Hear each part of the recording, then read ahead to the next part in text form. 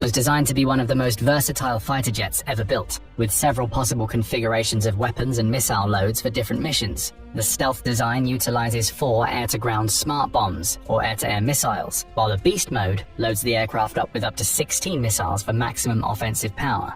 The F-35 is also notable for being able to display vital battlefield data in real time, while simultaneously transmitting this data to other jets and military platforms in the vicinity. This allows a jet to act as a highly mobile airborne recon unit and enhance the performance of the US Air Force, Marines, or Army.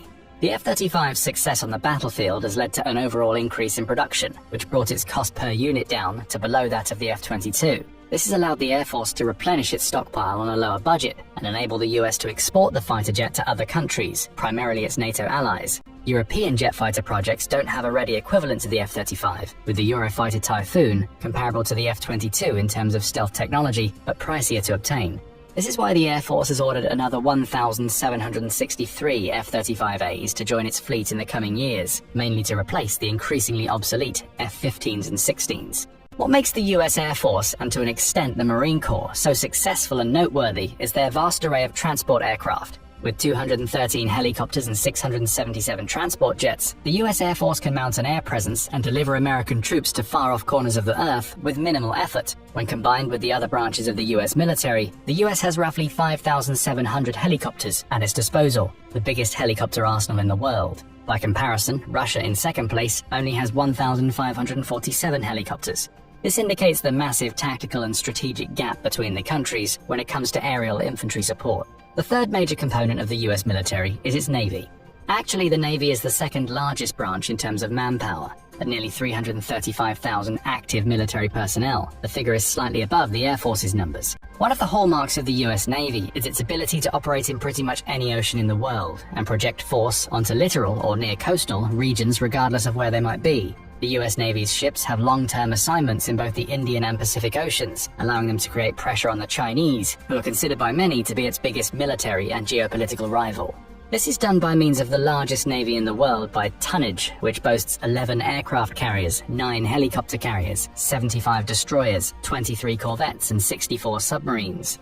To put things into perspective, the Chinese Navy has only 2 aircraft carriers at present. Russia has 1, and the only other nations with any aircraft carriers at all are either members of NATO or India, which is a signatory to the Quad Alliance alongside the US. Even then, the maximum number that any of these nations have is just 2. In fact, the US has more carriers than the rest of the world combined. For the second naval category, destroyer-type ships, the next highest ranked is China with just 49 destroyers, while Japan, another Quad signatory, comes in third with 36. The Navy's aircraft carriers are classed into Nimitz and Gerald R. Ford-type ships, with 10 Nimitz-class carriers and 1 Ford-class carrier in active use. The Ford-class carriers are the newest designs, with 2 such more carriers under construction and an additional one on order. The Ford class is widely considered the best aircraft carrier in the world. One of its pioneering innovations is the EMALS, short for Electromagnetic Aircraft Launch System, which is faster, more accurate, and smoother than the traditional Nimitz-class steam catapults.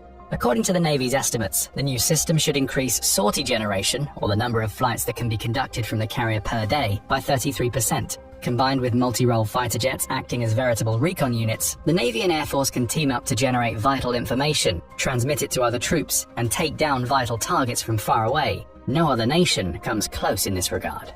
The newest Chinese aircraft carrier designs have attempted to emulate EMALS with mixed success. The arrested landing system, in turn, allows the carrier to minimize runway size and reduce the impact of landing aircraft on the ship's hull and deck. The Ford's Advanced Arresting Gear, or AAG, is designed to be more resistant to wear and tear and have lower maintenance requirements. Together with not 1 but 2 nuclear reactors powering the carrier, this feature allows the carrier to stay at sea practically indefinitely, so long as it's supplied with enough consumables. This is further helped by advancements in operating technology that have reduced crew requirements by up to 20% compared to the Nimitz. But despite the reduced crew size, the carrier is physically bigger than the Nimitz, which allows it to carry far more payload and host a multitude of quality-of-life enhancements for the working crew and stationed pilots. Considering that warfare in recent years has highlighted the effectiveness of long-range missiles and drones, the fact that the US Navy is building not 1, but 3 more carriers at present shows that the US Navy has the utmost confidence in the Ford's ability to project force, outcompete foreign carriers, and provide vital sea and air support to other branches of the US military. But for all that power, the US Navy and Air Force can't project as directly as the Marine Corps can. With a combination of infantry, Navy, aerial, and expeditionary forces, the Marines are designed to be the primary sea-to-land littoral combat units and special forces of the US military. To that effect, the Marine Corps currently have roughly 180,000 active personnel, alongside one of the most versatile equipment arsenals available to any branch of the military. However, what makes the Marines truly dangerous is not what they currently are, but what they are evolving into. Historically, the Marines have been used as naval-based support infantry and special forces. However, with China arguably being the US's biggest military and economic competitor, the bulk of Marine Corps is being updated to match modern military standards and tactics. In particular, the Force Design Plan is intended to heavily cut Marine Corps expenditure and transport costs. One of the main ways this is being done is by discontinuing the use of M1 Abrams tanks as one of the Corps' main armor vehicles, as mentioned earlier. Additionally, the Marines are no longer designed to take an active part in warfare. Instead, Marine Corps operations will be more catered toward littoral combat and area denial. In particular, the Marines are being outfitted with Mobile Long-Range Precision Strike Missile Systems, MLRPSM for short. This notion is exemplified by Marine Corps General Eric Smith's statement that if the Marines can sink one of your $1.5 billion ships with a $1.5 million missile, the Marines are a threat, and that may change the calculus. As such, the Marines are perhaps one of the few sectors of the US military where the focus is on streamlining and trimming the fat, so to speak. The Force Design Initiative should free up as much as $12 billion in Marine Corps funding to be allocated to other branches of the military. However, the Marines still have plenty of firepower to go around, evidenced by the fact that they are moving away from traditional HIMARS systems to the new Navy and Marine Corps Expeditionary Ship Interdiction System, or Nemesis. The Nemesis is designed to hit sea targets from the land. The way it will be ideally implemented in the Marine Corps is to have the Marines set up mobile bases on islands or military bases close to enemy Navy positions. In the case of China, this would likely be the islands in the South China Sea. This strategy would allow the Marines to effectively prevent China from utilizing its Navy, while allowing the US Navy to progress further into Chinese waters. With the Marines being effectively transformed into an anti-China unit, there's only one more frontier that warrants a mention, and it's one that few have gone to before. The US military officially set its sights on space by establishing the US Space Force in late 2019. This newest branch of the military is not designed to fight aliens, at least not yet, but to protect the US satellites orbiting Earth. The US currently operates about 250 military satellites, roughly half of all military satellites in orbit. These satellites are primarily designed to provide vital recon and pass the information gleaned to the other branches of the military. Therefore, the establishment of the first Space Force in the world showcases the US military's commitment to staying above other armies, in this case quite literally, in terms of providing the military with a global outreach. The Space Force is the smallest branch of the military, with only 8,941 active service members and 16,000 total personnel. One of the force's key assets is the unmanned Boeing X-37B spaceplane. It's a plane that launches vertically with the help of a rocket, like a space shuttle, delivers a payload into Earth's orbit, then cruises back to Earth and lands on a runway. The X-37B is too small to be a weapon-bearing plane, but it's most likely going to be effective at tuning both existing and future satellites to more advanced stealth technology and upgrading the Space Force's protocols to ensure the US military is ready for newcomers to the space race.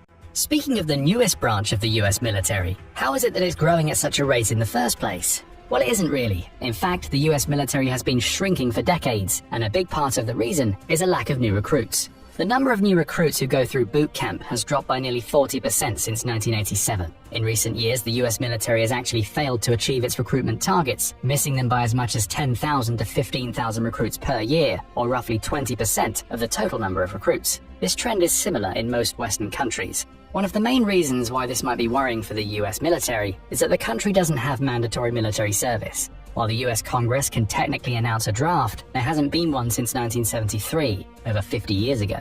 That means there's an entire generation or two of people who never experienced mandatory military service. Even worse, the willingness of young people to serve in the military seems to be at an all-time low. According to polls conducted by the Pentagon, less than 10% of people between 16 and 21 years of age expressed an interest in serving. Today, nearly 80% of new recruits come from families of military officers and service members, so the US military has effectively become a family business. But does this mean the US military is on the decline? Probably not.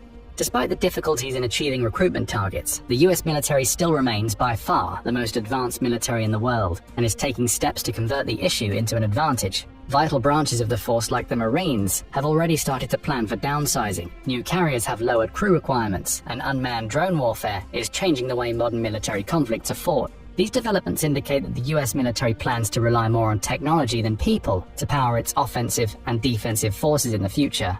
And in an era where the US is allied with most of the top 10 militaries in the world through NATO or the Quad, the US military doesn't need to maintain a full monopoly on military power to the same extent as before. It merely has to keep its allies close and enemies like China and Russia firmly behind the technological curve, as it's been doing successfully for decades.